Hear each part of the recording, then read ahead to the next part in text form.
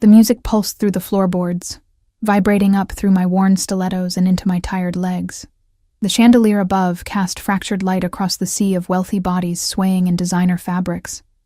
I didn't belong here, not in this glittering ballroom with its crystal stemware and perfume that cost more than my monthly rent. But I needed the money, and catering paid well for these charity galas. "Emma, table 6 needs champagne refills," Maggie hissed as she passed, balancing a tray of hors d'oeuvres that probably cost more than all the groceries in my refrigerator. I nodded, adjusting the uncomfortable black bow tie of my server's uniform. The weight of exhaustion pressed down on my shoulders. 3 jobs, barely enough sleep, and the constant worry about my sister's medical bills hanging over me like a storm cloud. I was invisible here, just another pair of hands refilling glasses, collecting empty plates, and disappearing into the background. As I weaved through the crowd with my tray of champagne flutes, the hairs on the back of my neck stood up. Someone was watching me. I could feel it. A gaze heavy enough to make my skin prickle beneath my starched white shirt. I glanced up and froze. He stood apart from the crowd, though people orbited around him like satellites unable to break free of gravitational pull. Tall, with broad shoulders draped in a suit that looked like it had been painted onto his frame. Dark hair swept back from a face that belonged on a Renaissance statue, all sharp angles and perfect proportions. But it was his eyes that caught me, dark as midnight, and fixed directly on mine with an intensity that made my breath catch. Unlike the other guests who looked through me, he was seeing me. Really seeing me. I dropped my gaze, my heart hammering against my ribs as I continued toward table 6. The champagne in my glasses trembled slightly with each step. I felt his eyes follow me across the room, tracking my movements as I refilled glasses with mechanical precision. "Who is that man?" I whispered to Maggie when I returned to the service area, nodding discreetly toward him. She glanced over and her eyes widened. "No idea, but whoever he is, he's important. Look at his security." She nodded toward 2 men standing at a careful distance from him, their eyes constantly scanning the room, hands positioned to reach inside their jackets at a moment's notice. "Ladies," our supervisor's sharp voice cut through our whispers. Less chatting, more serving. For the next hour, I tried to ignore his presence, but it was like trying to ignore gravity. Whenever I glanced in his direction, his eyes were waiting for mine. It was unsettling, and yet thrilling in a way I hadn't felt in years. In my world of double shifts and overdue bills, there was little room for the rush of being noticed. It was nearing midnight when the band switched from background music to something more vibrant. The dance floor filled as the alcohol loosened inhibitions and wallets. I was clearing glasses from an abandoned table when I felt him behind me. "You've been avoiding me," he said, his voice deep and smooth as aged whiskey. I turned, suddenly aware of how close he was. Close enough that I could smell his cologne, something earthy and expensive that made my head swim. "I'm working, sir," I replied, clinging to professionalism like a shield. He took the tray from my hands and set it on the table. "Dance with me," he said. It wasn't a question. "I can't. I'll lose my job." The protest sounded weak even to my own ears. His lips curved into the slightest smile. "No, you won't." I should have walked away, should have reclaimed my tray and disappeared into the service corridors. Instead, I let him lead me onto the dance floor, where his hands settled at the small of my back, warm and sure. "I don't even know your name," I said, as he guided me effortlessly through the other couples.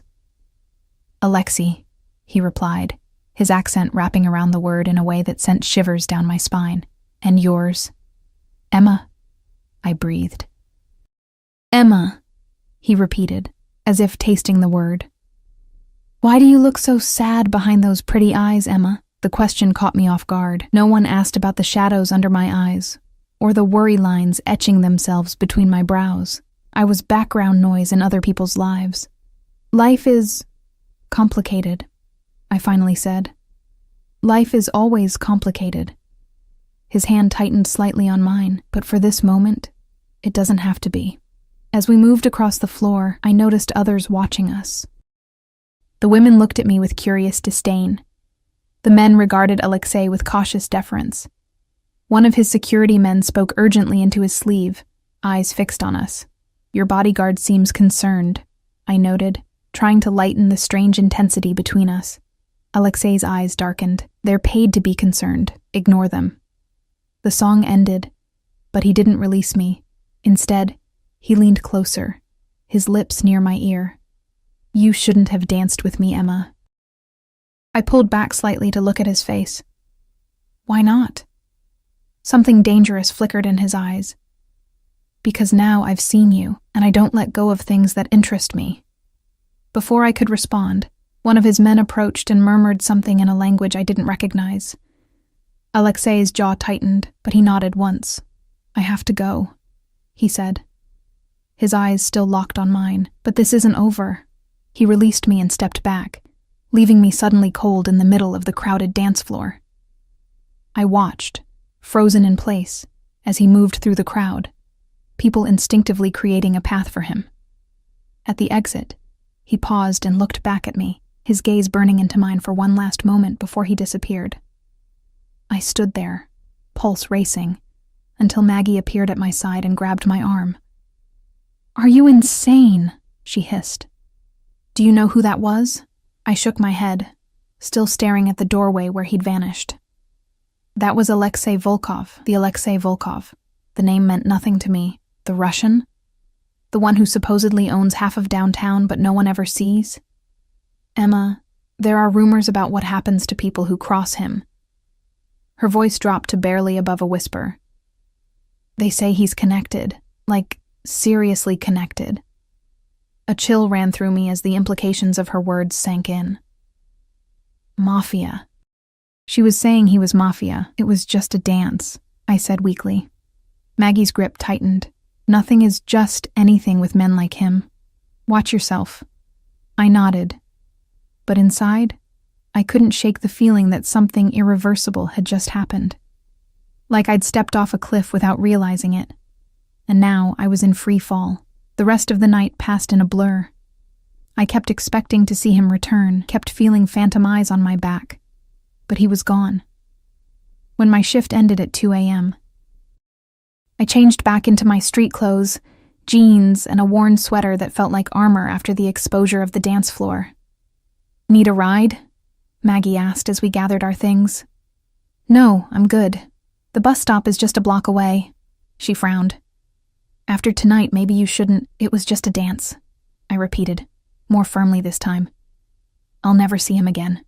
But even as I said it, I didn't believe my own words. The night air was crisp as I stepped outside, pulling my thin jacket tighter around me. The streets were quiet at this hour, the sidewalks empty except for a few stragglers leaving bars or heading to early morning shifts.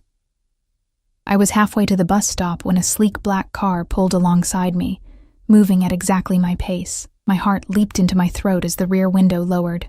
I kept walking, quickening my pace, eyes fixed ahead. Emma. His voice stopped me in my tracks. Slowly, I turned. Alexei sat in the back seat, illuminated by the soft interior light of the car. Behind him, I could make out the silhouette of a driver and another man in the front passenger seat. How did you know where I'd be? I asked, my voice steadier than I felt. Get in the car, Emma. It's late, and this neighborhood isn't safe. I glanced around. The street was deserted now. I think I'll take my chances. His expression hardened. That wasn't a request. The fear and something else, something I didn't want to name, coiled in my stomach. Why are you doing this? You don't even know me. I know enough. He pushed the door open wider. I know you work too hard. I know you're carrying a burden that's too heavy. And I know that someone as beautiful as you shouldn't be walking alone at this hour. His words wrapped around me like silk. Tempting and dangerous. I took a step back. Thank you for the offer, but I'm fine. Really. Something flickered across his face. Surprise, perhaps. I got the impression he wasn't refused often. At least let me drive you home. His voice softened, almost gentle now. No strings attached.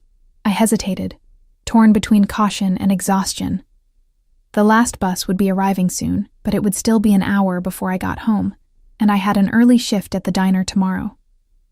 Just a ride home, I said finally, stepping toward the car. His smile was slight but victorious as I slid into the leather seat beside him. The The door closed with a soft, expensive thunk that seemed to seal my fate. As the car pulled away from the curb, I realized I'd just made a terrible mistake, but looking into Alexei's dark eyes, watching as satisfaction settled over his features, I couldn't bring myself to regret it. Not yet, anyway. The interior of the car smelled of leather, and Alexei's cologne, a scent I was already beginning to recognize. The privacy partition was up, sealing us away from his men in the front seat. Through the tinted windows, the city slid by in a blur of streetlights and shadows. "Your address?" Alexei asked, his voice filling the quiet space between us. I hesitated, suddenly uncomfortable with the idea of him knowing where I lived. "You can drop me at the corner of Elm and 23rd. His eyes narrowed slightly. "That's not your home. It's close enough." He studied me for a long moment, then nodded once to himself, as if confirming something he'd already suspected. "You don't trust me." "I don't know you," I countered. "And yet you got into my car." The observation hung between us, neither accusation nor compliment, just fact. I looked away, watching the buildings grow shabbier as we left downtown behind. Maybe that was a mistake. "No," he said with such certainty that my eyes snapped back to his. It wasn't. He reached into his jacket, and I tensed involuntarily. A flicker of something, hurt, perhaps, crossed his face before he pulled out a business card. He held it out to me, but when I reached for it, he kept hold, forcing me to look at him. "My private number," he said. "Not my assistant's, not my secretary's. Mine. No one has this but you." The weight of that statement wasn't lost on me. I tugged the card from his fingers and glanced down. It was simple. Expensive cardstock with just his name and a phone number embossed in dark ink. "What am I supposed to do with this?" I asked, turning the card over in my hands. "Call me when you're ready." "Ready for what?" His lips curved into that barely there smile again. "To stop running." Before I could ask what he meant, the car slowed to a stop. We'd reached the corner I'd indicated. "Thank you for the ride," I said, tucking the card into my pocket and reaching for the door handle. His hand covered mine, warm and firm. "Emma." The way he said my name, like it belonged to him somehow, made my breath catch. "The next time I see you, it won't be by chance." I slipped my hand from beneath his and pushed the door open, needing air that wasn't filled with his presence. "Good night, Alexei." I felt his eyes on me as I walked the 3 blocks to my actual apartment building, but the car didn't follow. It remained at the corner until I was out of sight, a dark sentinel in the night. My apartment was small, barely more than a studio with a kitchenette and bathroom so tiny I had to turn sideways to get past the sink. But it was mine, paid for with countless double shifts and careful budgeting. I locked the door behind me, then double-checked it before leaning against the wall and exhaling slowly. My phone buzzed with a text message. Unknown number. "Sweet dreams, Emma." My heart stuttered. How had he gotten my number? I hadn't given it to him. The implications of that, of what else he might know about me, sent a chill down my spine. I turned off my phone without replying and tried to push the encounter from my mind as I prepared for bed, but sleep eluded me. Every time I closed my eyes, I saw his face, felt his hand at the small of my back, heard his voice murmuring in my ear. "You shouldn't have danced with me." The morning came too quickly. I dragged myself through my shift at Rosie's diner, serving pancakes and coffee to the early crowd with mechanical efficiency. My mind was elsewhere, caught between the memory of last night and worry about my sister Lily. At 30, I was 5 years older than Lily, and since our parents died in the car accident 6 years ago, I'd become her de facto guardian, her caretaker, the one who made sure her medical bills were paid, her prescriptions filled, the one who worked 3 jobs to keep a roof over our heads. Lily's lupus had been in remission when our parents died, but the stress of losing them had triggered a flare-up that never fully subsided. Now she spent most days too exhausted to leave her apartment, which was just down the hall from mine. I checked on her between shifts, brought her groceries, made sure she took her medication. It was exhausting, but what choice did I have? She was my sister, my responsibility. "Earth to Emma," Rosie said, snapping her fingers in front of my face. "Table 7's been waiting on their check for 10 minutes. "Sorry," I mumbled, hurrying to close out the table. By the time my shift ended at 2 p.m., my feet were screaming and my back ached from carrying heavy trays. I stopped at the pharmacy on my way home to pick up Lily's new prescription, wincing at the copay amount. Even with insurance, it was steep. I'd have to pick up an extra shift this week to cover it. When I reached Lily's apartment, I found her curled on the couch, pale and drawn. Her dark hair, so like my own, was pulled back in a messy bun, and the shadows under her eyes seemed deeper than they had been yesterday. "Bad day?" I asked, setting my bag down and moving to feel her forehead. She nodded weakly. "Couldn't sleep. The pain was worse last night." I frowned, concern and guilt twisting together in my chest. While I'd been dancing with a stranger, my sister had been suffering alone. "I got your new prescription," I said, taking the orange bottle from my bag. "Dr. Michaels thinks it might help with the inflammation." Lily took the bottle, examining the label. "How much was it?" "Don't worry about that." She looked up at me, her eyes, the same hazel as mine, filled with a familiar guilt. "Em, you can't keep doing this. You're working yourself to death for me." "I'm fine," I insisted, moving to her kitchen to make tea. It was an old argument, one we'd had dozens of times. Besides, I might have a lead on something better. The lie slipped out before I could stop it. I wasn't sure why I said it, perhaps to ease her worry, or perhaps because some part of me was still turning over Alexi's words from the night before. "Call me when you're ready." Ready for what? A job? Something else? The uncertainty should have frightened me, but instead, I found myself fingering the business card in my pocket as I waited for the kettle to boil. "What kind of lead?" Lily asked, perking up slightly. "Just someone I met," I hedged, focusing on pouring the hot water into mugs. "It might not pan out. Don't get your hopes up." She studied my face as I handed her the tea. "There's something different about you today." I forced a laugh. "Yeah, exhaustion. Looks great on me, doesn't it?" "No, it's not that." Her head tilted slightly. "You met someone." "It's not like that," I said quickly. Too quickly. A small smile played at her lips, the first I'd seen in days. "Okay, sure. Who is he?" "No one. Just a guy at the gala last night. It doesn't matter." I busied myself straightening the magazines on her coffee table. "Have you eaten today?" She allowed the subject change, and I spent the next hour making her a simple dinner and catching up on her laundry. By the time I left her apartment, the sun was setting, casting long shadows through the grimy windows of the hallway. My phone, which I'd turned back on before my diner shift, buzzed in my pocket. Another text from the unknown number. From Alexei. "Dinner tonight?" "I'll send a car at 8. Not a question. A statement. As if my agreement was a foregone conclusion. I started to type a refusal, then paused. What would happen if I said yes? One dinner. One night away from the crushing responsibility and constant worry. Was that so wrong? Before I could overthink it, I typed, "I have to check on my sister first." His response came immediately. "The car will wait." I stared at my phone, torn between irritation at his presumption and a strange fluttering excitement. I hadn't been on a real date in...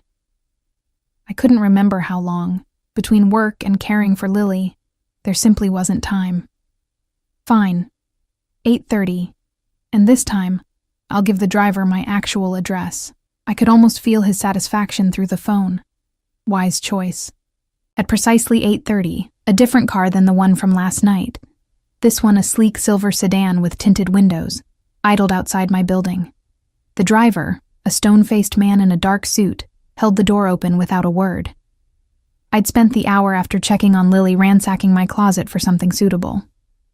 I'd settled on the only dress I owned that wasn't for work. A simple black wrap dress I'd bought years ago for a friend's wedding. It was nothing special, but it was clean and fit well enough. The car took me to a restaurant I'd passed many times but never entered. The kind of place where the menu had no prices, and the waitstaff spoke in hushed tones. As the car pulled up to the entrance, my nerve nearly failed me. I didn't belong here, in this world of luxury and excess. But then the door opened, and Alexei was there, offering his hand. He'd changed from the tuxedo of last night into a charcoal suit that fit him perfectly, making his shoulders look even broader, his waist narrower. His dark hair was swept back from his forehead, emphasizing the sharp angles of his face. "You came," he said, and there was something like relief in his voice. I said I would. I placed my hand in his, letting him help me from the car. His eyes traveled over me, taking in the simple dress, the minimal makeup, the hair I'd attempted to style but had eventually just left loose around my shoulders. "You're beautiful." The compliment was straightforward, lacking the smooth artifice I would have expected. It caught me off guard, making me blush like a schoolgirl. "Thank you," I managed, suddenly self-conscious. "I don't really have clothes for places like this." His hand settled at the small of my back, guiding me toward the entrance. "You could wear rags and still outshine everyone in this restaurant." Inside, the maitre d' practically bowed when he saw Alexei, escorting us immediately to a secluded table in the back corner, positioned so Alexei could see the entire restaurant while his back was to the wall. One of his security men took up position at a discreet distance, his eyes constantly scanning the room. "Is that really necessary?" I asked, nodding toward the guard as Alexei held my chair. "Yes," he said simply, taking his own seat. His eyes met mine across the table, dark and serious. "There are people who would use any perceived weakness against me, including you." I blinked, startled by his bluntness. "Me? If someone wanted to hurt me, they might target those I care about." The implications of that statement hung between us. Those I care about. We'd known each other less than 24 hours. And yet, there was something in his gaze that suggested this wasn't casual for him. Nothing about Alexei Volkov seemed casual. "Is that why you're here with me?" I asked, a new wariness creeping into my voice. "Because I'm a potential weakness to exploit?" His lips curved in that barely there smile. "I'm here with you, Emma, because from the moment I saw you last night, I haven't been able to think of anything else." His words settled over me like a physical weight, both thrilling and terrifying. I reached for my water glass, needing something to do with my hands. "You don't even know me," I said, echoing my words from the night before. "I know more than you think." He leaned forward slightly. "Emma Rose Sullivan, 29. Born in this city but spent summers with your grandparents in Vermont until you were 16. Parents deceased. Car accident 6 years ago. Younger sister, Lily, with systemic lupus erythematosus, diagnosed at 19. You work at Rosie's Diner 5 mornings a week, the public library 3 evenings, and take catering jobs on weekends. You live in apartment 4B at 1123 Westfield Avenue, in a building with questionable electrical wiring and a landlord who hasn't fixed the broken security door in the lobby for 8 months. Each fact he recited felt like another link in a chain, tightening around me. My hand froze halfway to my mouth, the water glass trembling slightly. "How do you—" "You're drowning in medical bills and student loans. Your sister's, not yours. You dropped out of college to care for her," he continued as if I hadn't spoken. "You sleep an average of 5 hours a night, and you haven't bought yourself anything new in over a year." I set the glass down carefully, afraid I might drop it. "You've been investigating me." It wasn't a question. The knowledge that he'd been looking into my life, dissecting it, cataloging it, should have sent me running for the door. Instead, I felt a strange, unsettling mix of fear and fascination. "Of course I have." He said it as if it were the most natural thing in the world. "I don't enter into any relationship without knowing exactly who I'm dealing with." "Is that what this is? A relationship?" The waiter approached with menus, but Alexei waved him away with a murmured instruction I couldn't catch. The man nodded deferentially and retreated. "That depends on you," Alexei said once we were alone again. "What I'm offering isn't casual, Emma. I don't do casual." "What exactly are you offering?" His eyes held mine, unwavering. "Solutions, security, an end to your constant struggle." I stiffened. "I'm not looking for a sugar daddy." Something dangerous flashed in his eyes. "That's not what I'm offering. I'm not interested in buying you, Emma. I'm interested in having you. There's a difference." The distinction sent a shiver down my spine. not entirely unpleasant. And what would I have to do in return? Be mine. The simplicity of the statement belied its weight. Exclusively. Completely. The waiter returned with 2 glasses of champagne I didn't remember ordering. I reached for mine immediately, taking a sip to steady myself. The bubbles burst on my tongue, crisp and expensive. You're asking a lot from someone you just met, I said finally. I'm offering more. His voice softened slightly. Your sister's medical bills. Gone. A new apartment in a building with proper security, closer to her doctors. No more 60-hour work weeks just to keep your head above water.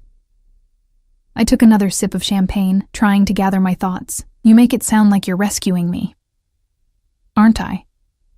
The question hung between us as the waiter returned with our first course. Something delicate and artfully arranged that I couldn't identify. I hadn't seen Alexei order, hadn't seen a menu. Another indication of the control he was accustomed to wielding. What do you do, Alexei? I asked, though I already suspected the answer from Maggie's warning, from the security, from the way others looked at him with a mixture of fear and deference. I have interests in various businesses, he replied smoothly. Real estate primarily, some import-export operations, nightclubs, private security. Vague enough to be legitimate, specific enough to sound like an answer. I wondered how much of it was truth, how much carefully constructed facade. And these interests? They're all legal? He set down his fork, studying me. Would it matter to you if they weren't? I should have said yes immediately. Instead, I found myself considering the question seriously. I don't know, I admitted finally. I've spent my entire adult life following the rules, working within the system. And where has it gotten me? Drowning in debt, watching my sister suffer because I can't afford the treatments she needs, working myself to exhaustion just to stay afloat. Something like approval flickered in his eyes. The system isn't designed for people like you, Emma. It's designed to keep you exactly where you are, struggling enough that you don't have the energy to question why things are the way they are. His words resonated with thoughts I'd had late at night, in those moments between shifts when exhaustion made the barriers between acceptable and unacceptable thoughts more permeable. So what happens now? I asked, pushing my barely touched food aside. Now we finish our dinner. I take you home. And you think about my offer. His voice was calm, patient. I won't rush you, Emma, but I won't wait forever either. The rest of the meal passed in a blur of exquisite food I could barely taste and conversation that carefully skirted the edges of what had been laid out between us. Alexei asked about Lily, about my work, about the books I read in the stolen moments between responsibilities. He listened with an intensity that made me feel seen in a way I hadn't in years. By the time the dessert plates were cleared away, I was no closer to a decision than I had been when we sat down. Part of me, the practical, responsible part that had kept Lily and me afloat for 6 years, screamed that this was dangerous, that men like Alexei didn't offer salvation without exacting a steep price. But another part, a part I'd kept buried beneath duty and exhaustion, whispered that maybe, just maybe, it was time to stop struggling alone. Outside, the same car waited at the curb. Alexei's hand at the small of my back guided me toward it, a warm, steady pressure that I was becoming accustomed to. His security men flanked us, eyes constantly scanning the street. Where to? He asked as we settled into the back seat. Home, I said, then hesitated.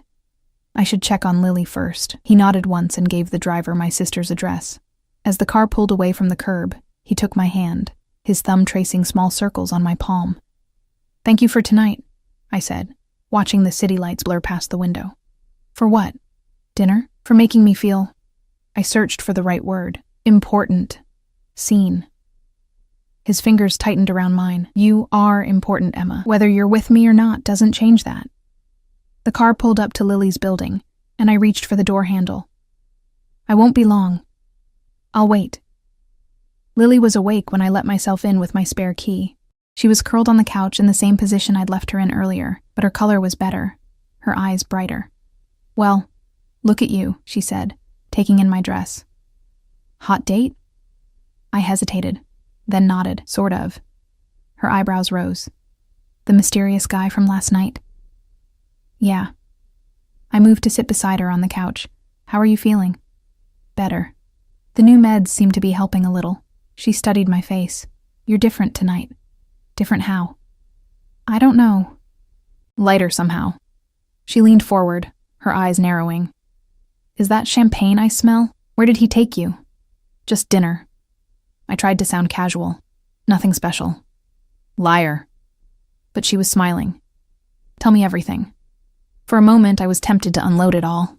Alexei's offer, his investigation into our lives, the sense that I was standing on the edge of something that would change everything. But the worry lines around Lily's eyes stopped me. She carried enough guilt about my sacrifices without adding this to it. There's not much to tell, I said instead. He's intense, wealthy, definitely used to getting what he wants. And what does he want? Me, I thought, completely, exclusively. I'm not sure yet, I lied. She reached out to squeeze my hand. Just be careful, Em. You always put everyone else first. For once, maybe think about what you want. What did I want? The question followed me back down to the waiting car, to where Alexei sat with patient stillness, his dark eyes finding mine as soon as I opened the door. She's okay, he asked as I slid into the seat beside him. Better today, I confirmed. The new medication seems to be helping. He nodded. Good. The drive to my apartment was silent, but not uncomfortably so. When we arrived, Alexei dismissed the driver with a few quiet words in what I now recognized as Russian, then turned to me. I'd like to see where you live, he said. I hesitated. My apartment was tiny, shabby. Nothing like the world he inhabited, but the thought of inviting him in, of extending this night just a little longer, was too tempting to resist. Okay, I said finally. Inside, my apartment looked even smaller with Alexei's presence filling it. He moved through the space with careful steps, taking in the mismatched furniture, the stacks of library books, the single window with its view of the brick wall of the neighboring building. It's not much, I said, suddenly self-conscious. But the rent is affordable, and it's close to Lily. He stopped in front of the refrigerator, where I'd taped up a handful of photos. Lily and me at the beach before she got sick. Our parents on their 20th anniversary. My college graduation, before I'd had to drop out. Your parents? He asked, touching the edge of the photo lightly. I nodded, moving to stand beside him. They died coming home from their anniversary dinner. Drunk driver ran a red light. His jaw tightened. And the driver? Walked away with a concussion and 6 months probation, I said. The bitterness I thought I'd buried years ago rising to the surface. He had a good lawyer. Alexei's hand covered mine, warm and solid. Justice is rarely served by the system designed to deliver it. I looked up at him. Really looked, seeing past the expensive clothes and intimidating security to the man beneath. There was a hardness there, yes, but also something else. An understanding of loss, perhaps. Of injustice. What happened to you? I asked softly. To make you who you are? Something flickered in his eyes. Surprise, maybe, that I'd cut so quickly to a question most would be afraid to ask. A story for another time, he said, his thumb brushing across my knuckles. If you decide there will be another time. The moment stretched between us, taut with possibility. I was acutely aware of how close he was, of the heat radiating from his body, of the subtle scent of his cologne. I should go, he said finally, though he made no move to release my hand. You need time to think about what I've offered. And if I say no? The question slipped out before I could stop it. His eyes darkened. Then I walk away. I won't force you, Emma, but understand this. If you say yes, there's no going back. I don't share what's mine, and I don't let go easily. The possessiveness in his voice should have frightened me. Instead, it sent a shiver of anticipation down my spine. And if I say yes, what happens then? Then you'll never have to worry about money again. Your sister will have the best care available, and you'll be mine. His free hand came up to cup my cheek, his touch surprisingly gentle for a man who radiated such contained power. In every way, my breath caught in my throat as his thumb brushed across my lower lip. I need time, I whispered. Take it. he said, his voice low. But not too much. I'm not a patient man, Emma. Then he was gone, leaving me standing in the middle of my shabby apartment, with my lips tingling from his touch, and his offer echoing in my mind. Be mine. Exclusively. Completely. I moved to the window, watching as he emerged onto the street below. One of his security men materialized from the shadows, speaking urgently into his ear. Alexei nodded once, his expression hardening. He looked up, his eyes finding my window unerringly, as if he could sense me watching. For a moment, our gazes locked across the distance. Then he slid into the waiting car and was gone. I pressed my forehead against the cool glass, my mind racing with possibilities, with fears, with wants I'd denied myself for too long. For once, maybe think about what you want. Lily's words came back to me as I turned from the window. What did I want? Security? Safety? To be free from the constant grind of barely getting by? Or did I want him? The question followed me into dreams filled with dark eyes and whispered promises of belonging. Morning came too soon, sunlight filtering through my thin curtains and pulling me from restless dreams. I reached for my phone, half expecting to see a message from Alexei, but the screen was empty. No texts, no missed calls. Just the usual notification reminding me to take Lily's prescription refill to the pharmacy. Reality crashed back, washing away the lingering sensations of last night. I had a shift at the diner in an hour, followed by a late afternoon at the library. No time to dwell on dark eyes and impossible offers. I went through my morning routine mechanically. Shower, dress, coffee from the cheap machine that made everything taste vaguely burnt. As I locked my apartment door, I found myself glancing toward the street, half expecting to see a sleek black car waiting. There was nothing but the usual morning traffic and a neighbor walking her dog. The diner was busy, the morning rush of commuters grabbing coffee and breakfast sandwiches keeping me moving at a frantic pace. It was almost noon before I had a moment to breathe, to let my mind wander back to last night. Earth to Emma, Rosie said, snapping her fingers in front of my face for the second time in as many days. You're a million miles away again. I forced a smile. Sorry, didn't sleep well. She raised an eyebrow, her weathered face creasing with concern. You pushing yourself too hard again? You know I can cut back your hours if— No, I said quickly. Too quickly. I couldn't afford to lose a single shift. I'm fine, really. Just distracted. She didn't look convinced. Well, while you were in La La Land, Table 9's been trying to get your attention. I turned toward Table 9, an apology already forming on my lips, and froze. Alexei sat alone in the booth, his dark suit and perfectly combed hair making him look wildly out of place among the diner's formica tables and vinyl booths. His security was nowhere to be seen, but I had no doubt they were close by. You know him? Rosie asked, noting my reaction. Sort of, I managed. I'll handle it. I approached the table, my heart hammering against my ribs. This is a surprise. Alexei looked up, his dark eyes capturing mine. Is it? I told you the next time I saw you wouldn't be by chance. I meant the location, I clarified, gesturing vaguely at the diner with its lunch crowd of blue-collar workers and office assistants. This doesn't seem like your usual scene. The corner of his mouth quirked up. I wanted to see you in your world. Why? To understand what I'm asking you to leave behind. The directness of his answer caught me off guard. Before I could respond, he continued. I've been watching you for the past hour. How hard you work. How everyone takes from you, your time, your energy, your attention, and gives so little in return. His eyes narrowed slightly. The man at the counter who complained about his eggs being too cold, even though the fault was his for spending 10 minutes on his phone before eating them. The woman who snapped her fingers at you when her coffee cup was empty, as if you were a dog to be summoned. Your manager, who hasn't noticed that you've been on your feet without a break since you arrived.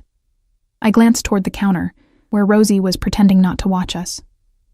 Rosie's good to me. She's flexible with my schedule when Lily needs me. The bare minimum of human decency isn't something to be grateful for, Emma. He leaned forward slightly. You deserve more. Is that what you're offering? More? Everything, he said simply. Everything you need.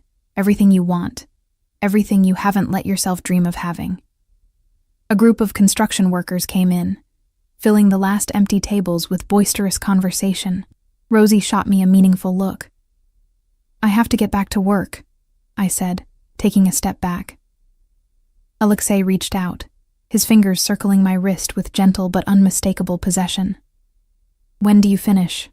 "2. But I have another shift at the library at 4. His jaw tightened slightly. "Cancel it." "I can't just—" "Yes, you can."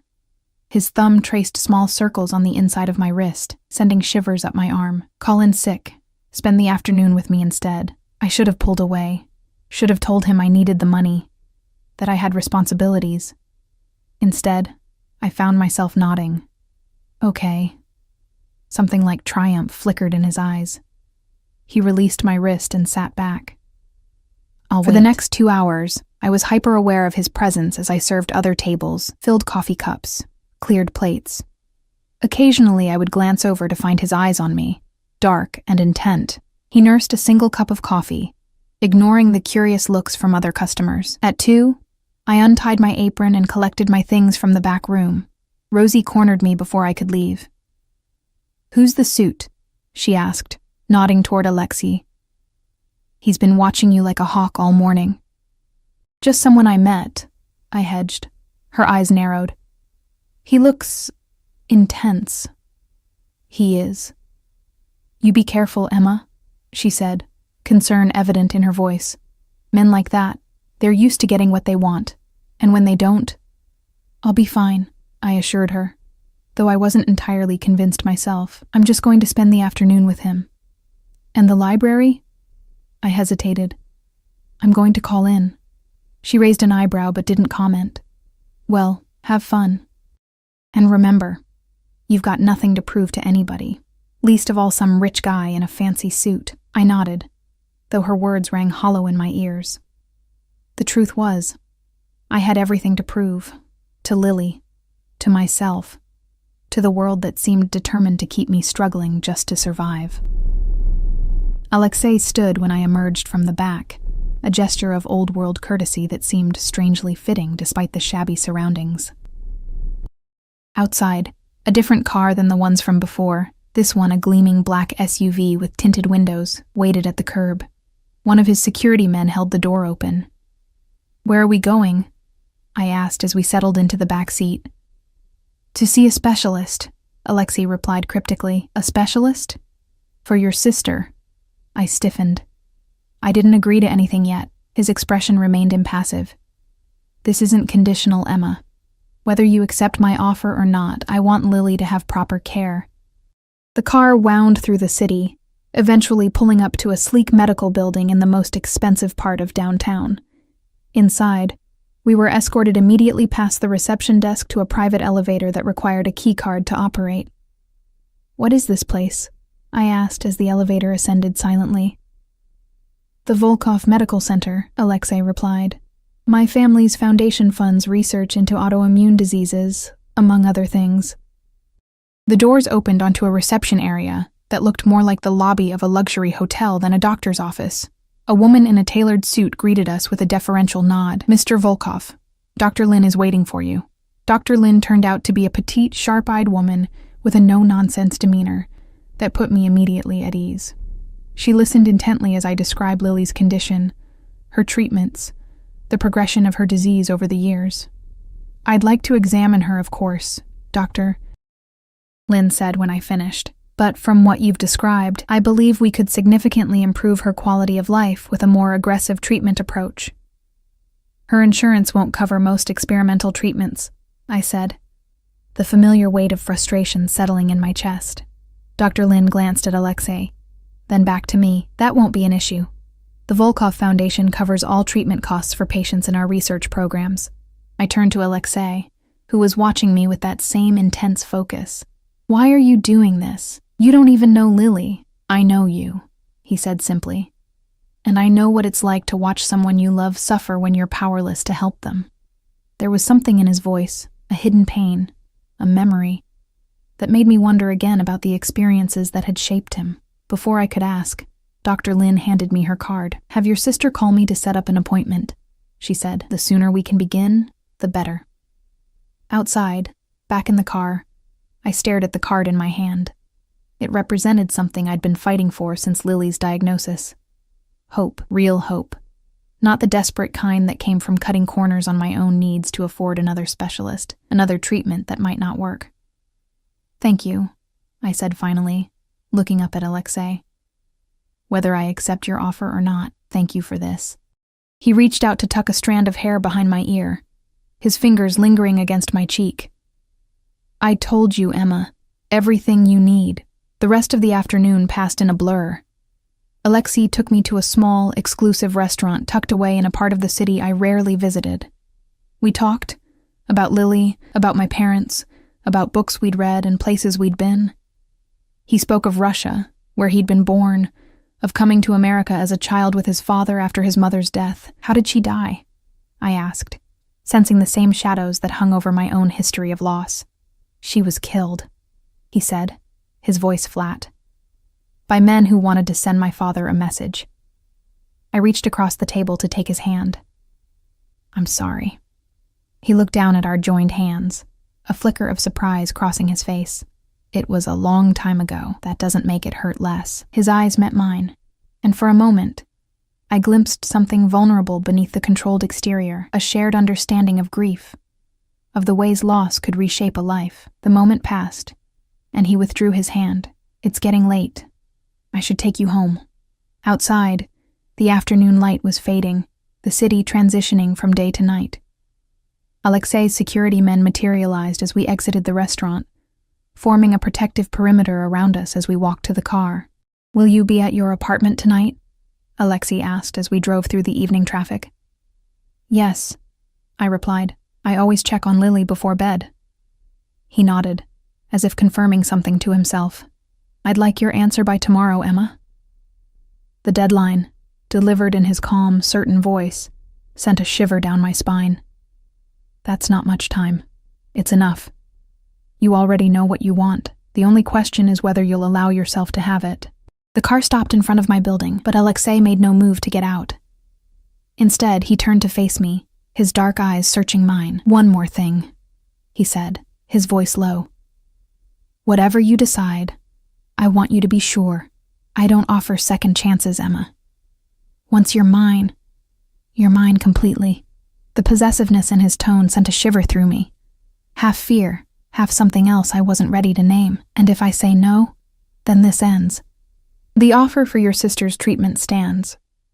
That's not conditional. But you and I... He paused, his jaw tightening almost imperceptibly. We go our separate ways. I nodded, understanding the finality in his words.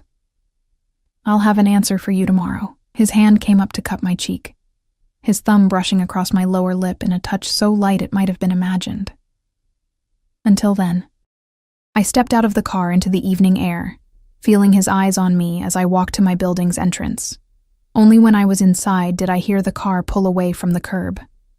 My apartment felt smaller than usual, more confining. I moved through the space restlessly, picking things up and putting them down again, my mind racing with possibilities, with fears, with wants I'd denied myself for too long. At 9, I went to check on Lily as promised. She was sitting up in bed, her color better than it had been in weeks, a book open on her lap. Hey, she said, smiling as I entered. I was about to call you. I have news. I perched on the edge of her bed, noting the excited gleam in her eyes. What kind of news? I got a call from a Dr. Lin at the Volkov Medical Center, she said, reaching for a business card on her nightstand, identical to the one in my purse. She said they're doing a research study on lupus treatments and wanted to know if I'd be interested in participating. All expenses paid, Emma, even transportation to and from appointments. My heart stuttered. Alexei had moved quickly. That's amazing. I know. I looked them up online. They're like super prestigious, the cutting edge of autoimmune research. Her eyes narrowed slightly. You don't seem surprised. I hesitated, torn between truth and evasion. I might have had something to do with it. What do you mean? The guy I've been seeing, his name is Alexei Volkov. The medical center belongs to his family. Lily's eyes widened. Volkov. As in, the Volkovs? Emma, they're like billionaires. Old money mixed with new tech, and she broke off, staring at me. How did you even meet someone like that? At that charity gala I worked last week, I said, fiddling with the edge of her blanket. We danced, and then it just sort of happened. She studied my face, her expression shifting from excitement to concern. There's more to it than that, isn't there? What aren't you telling me? I sighed, knowing I couldn't hide the truth from her, not when it affected her so directly. He's offered to take care of us, Lily. Both of us. Your medical bills, a new apartment closer to your doctor's, everything. Her eyes widened. In exchange for what? Me, I said simply. He wants a relationship, an exclusive commitment. A relationship? She repeated, skepticism clear in her voice. Men like that don't just offer to solve all your problems because they want to date you. What does he really want? I thought about Alexei's words. Be mine, exclusively, completely. I think he wants to own me, I admitted. Not literally, but he's very possessive, controlling. That sounds... Lily trailed off, clearly searching for the right word. Dangerous. Maybe, I agreed, but also liberating in a way. To not have to make every decision, carry every burden alone. I looked down at my hands, at the calluses from years of hard work, the chipped nail polish I never had time to maintain properly. I'm so tired, Lily, of struggling, of never having quite enough, of watching you suffer because I can't afford better care. So you'd what? Be his mistress? His kept woman? There was no judgment in her voice, just concern. I don't know exactly.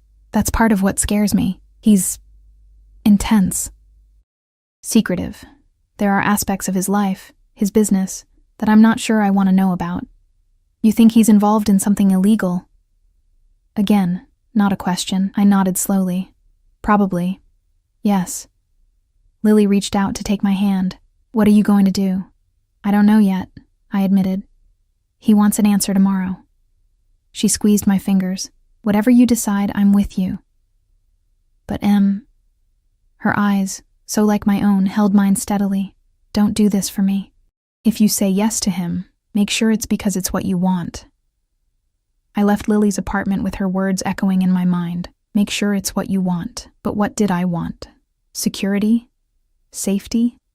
Freedom from the constant grind of barely getting by? Or did I want him?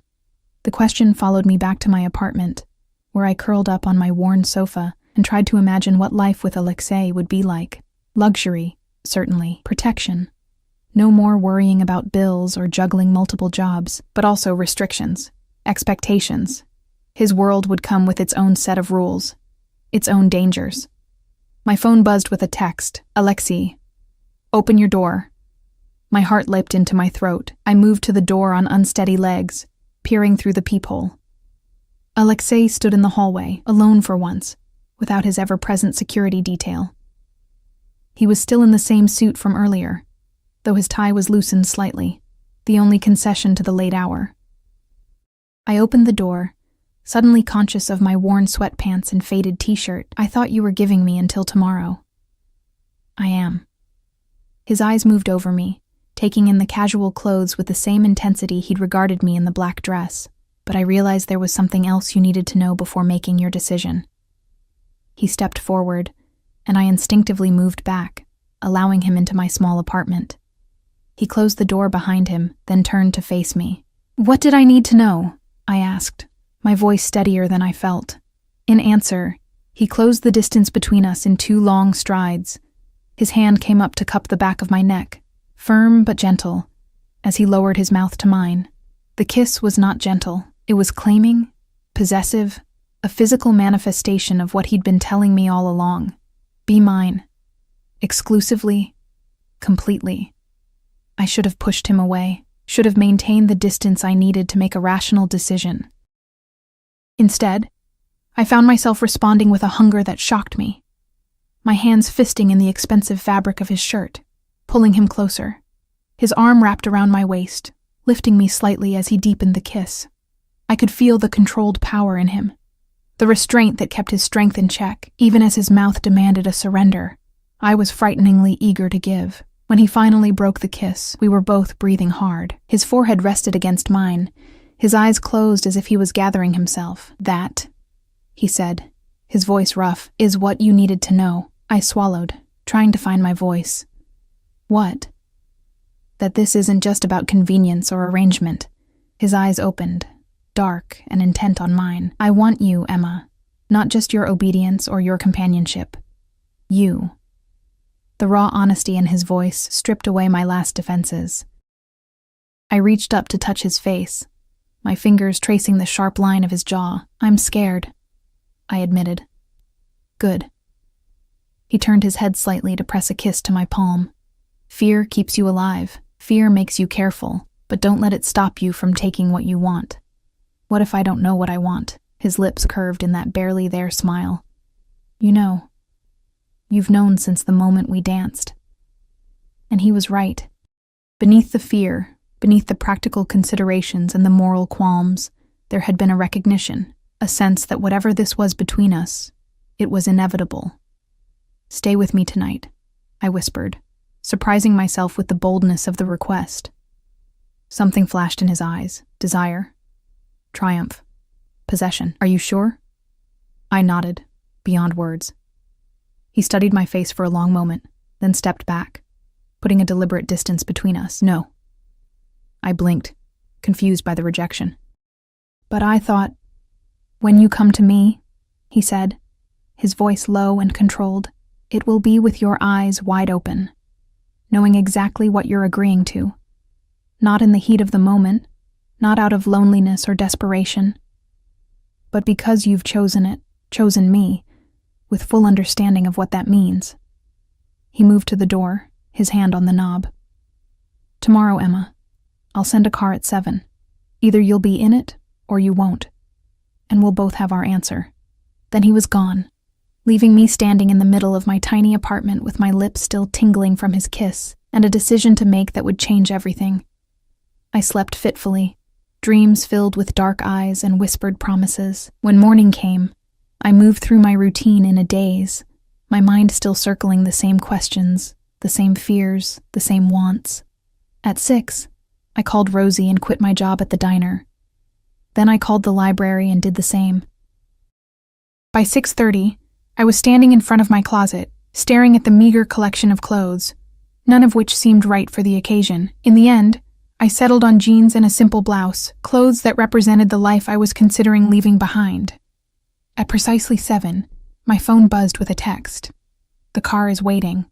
I took one last look around my apartment, at the life I'd built from necessity and sacrifice. Then I picked up the small bag I'd packed, just essentials, nothing I couldn't leave behind, and walked out the door. The same sleek black car from the day before idled at the curb, the driver standing beside the open rear door. There was no sign of Alexei. "Where are we going?" I asked as I slid into the back seat. "Mr. Volkov's residence," the driver replied, closing the door with a soft thunk that seemed to seal my decision.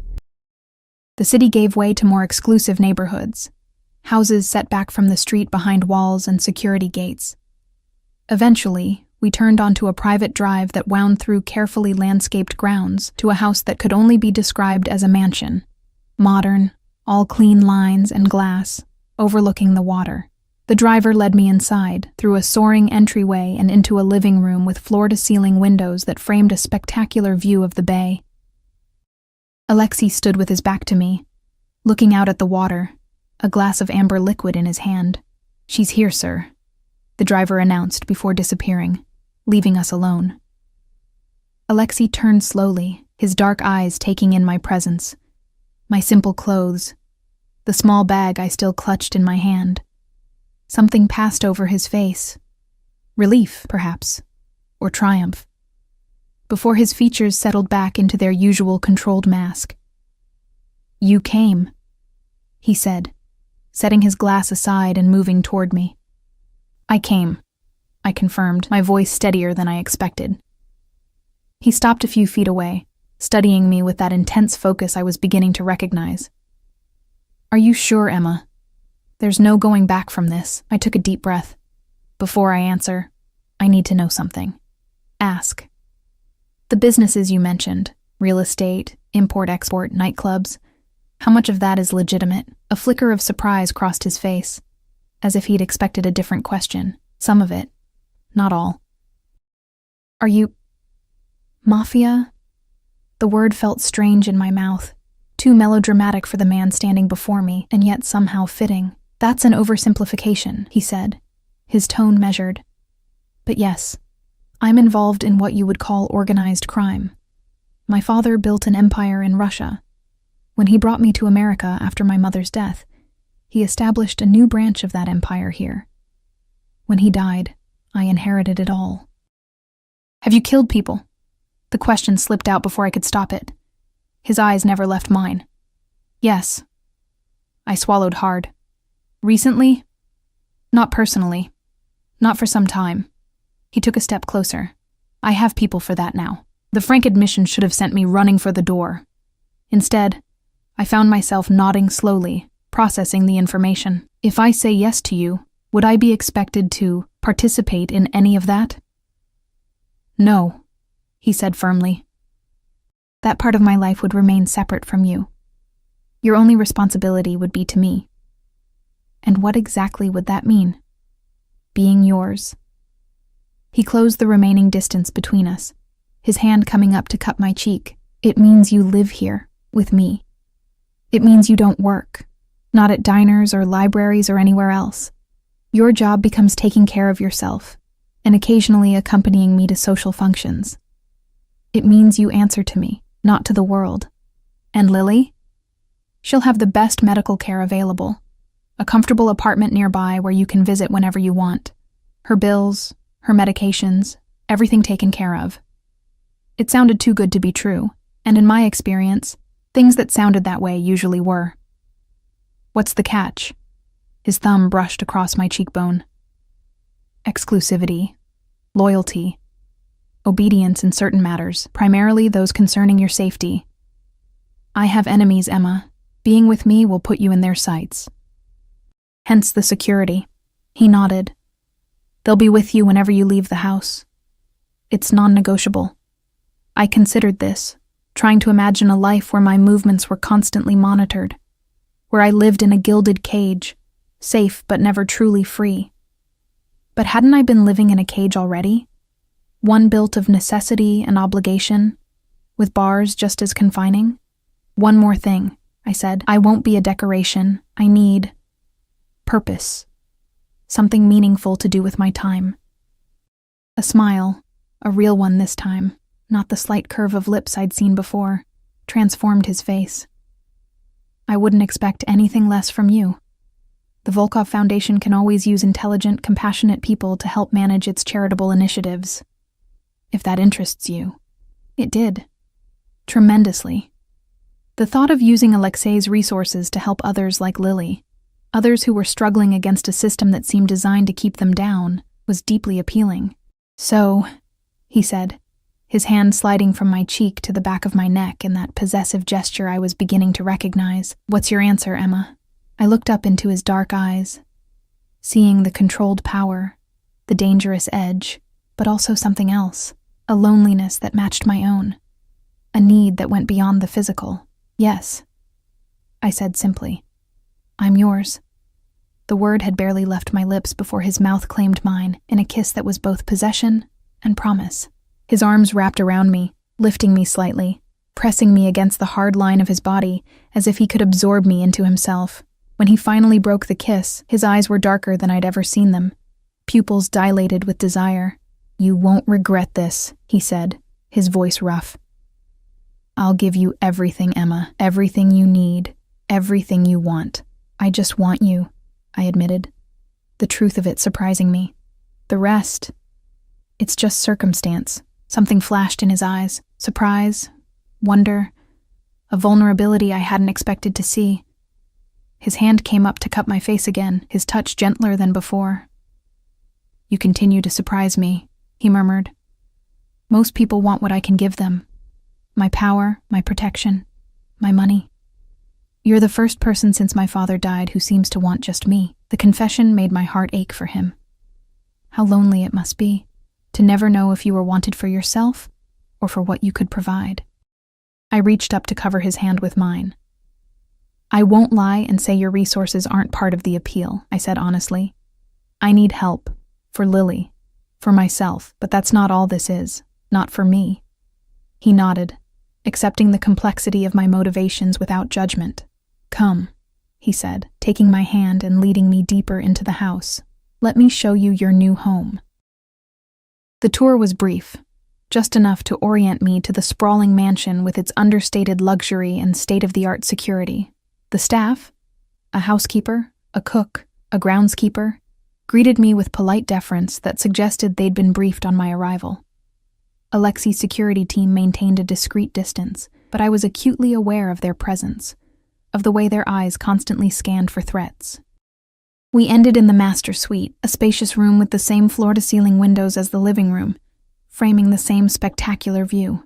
The bed was massive, dominating the space, dressed in crisp white linens that looked impossibly inviting after my restless night. Alexei watched me take it all in, his eyes tracking my reactions. This will be our room, he said, the possessive pronoun sending a shiver down my spine. Unless you'd prefer your own space, at least initially. The consideration surprised me. No, I said, meeting his gaze steadily. I made my decision. I'm not going to start by putting distance between us. Approval flickered in his eyes. He moved toward me, his intent clear in the predatory grace of his steps. I stood my ground, heart racing but resolve firm, as he reached for me. His kiss was different this time, still possessive, but with a patience that hadn't been there before. His hands moved over me with deliberate care, learning the contours of my body through the barrier of my clothes. Are you sure? He murmured against my lips. We have time. We have all the time in the world now. In answer, I reached for the buttons of his shirt, my fingers steadier than I expected, as I undid them one by one, revealing the tanned skin and defined muscle beneath. A scar curved along his ribs. Old, silvered with age, but substantial. I traced it gently with my fingertip. Knife, he explained briefly. A long time ago. I leaned forward to press my lips to the mark, a gesture of acceptance that made his breath catch. His hands tightened on my waist, then moved to the hem of my blouse, drawing it up and over my head in one smooth motion. What followed was a slow, deliberate claiming, his hands and mouth mapping every inch of me as if committing me to memory. When he finally moved over me, his weight supported on powerful arms, his eyes locked with mine. Say it again, he demanded, his voice rough with need. Tell me you're mine. I'm yours, I whispered, the words no longer frightening but liberating. Completely. His control fractured then, desire overriding restraint as he claimed me in the most primal way possible. It was possession, yes, but also connection, a joining that felt like coming home to a place I hadn't known existed. Afterward, as we lay tangled in the sheets, my head on his chest, and his fingers tracing idle patterns on my back, I felt a sense of peace that had eluded me for years. The constant worry, the grinding anxiety of never having enough, had receded, replaced by a different kind of tension. The awareness that I now belonged to a man whose world operated by rules I was only beginning to understand. What are you thinking? Alexei asked, his voice rumbling beneath my ear. That I've jumped into the deep end without knowing how to swim, I admitted. His chest shook with silent laughter. Then it's fortunate that I'm an excellent swimmer. I propped myself up on an elbow to look at him, studying the sharp planes of his face, the dark eyes that watched me with such intensity.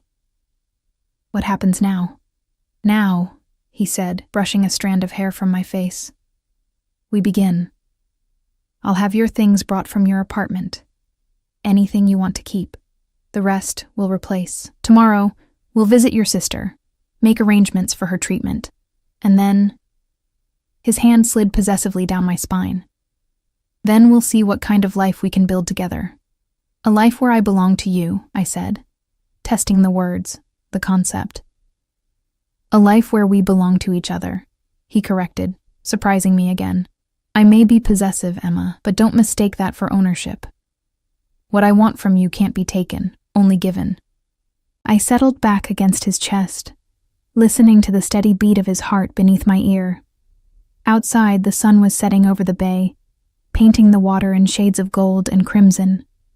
A new day would come tomorrow, bringing with it challenges I couldn't yet imagine, adjustments to a life so different from the one I'd known.